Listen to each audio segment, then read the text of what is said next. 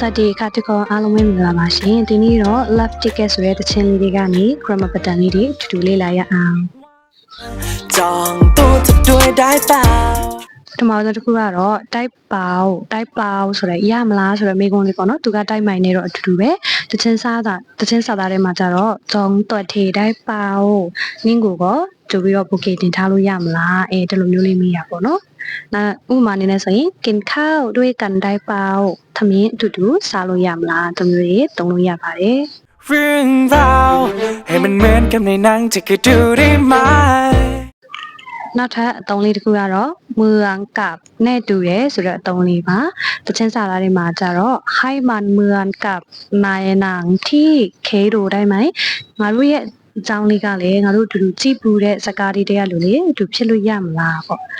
ဥပမာအနေနဲ့ဆိုရင်ဖေးစာအုပ်မှန်ကမဲ့အမကအမေနဲ့တူတဲ့တမျိုးလေးသုံးပါတယ်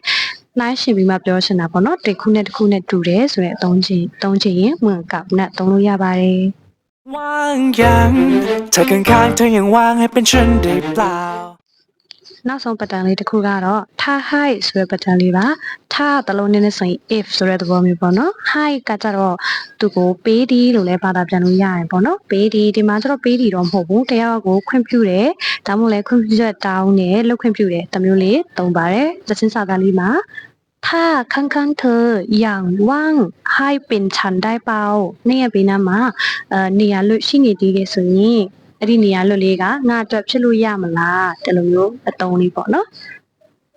ဥပမာလေးကကြတော့ถ้าวันนี้ฝนไม่ตกให้เราไปเที่ยวกันဒီနေ့မိုးမရွာဘူးဆိုရင်ငါတို့အတူတူသွားလဲကြမယ်ဒီလိုပေါ့နော်တခုမဖြစ်ဘူးဆိုရင်တခုလောက်ကြမယ်ဒါမှမဟုတ်လည်းလောက်ခွင့်ပေးပါတမျိုးတောင်းဆိုချင်တဲ့အချိန်မျိုးမှာဆိုရင်ထား ให้နဲ့သုံးလို့ရပါတယ်အဲ့တော့ဒီနေ့တော့ဒီလောက်ပါပဲဘိုင်ဘိုင်ค่ะ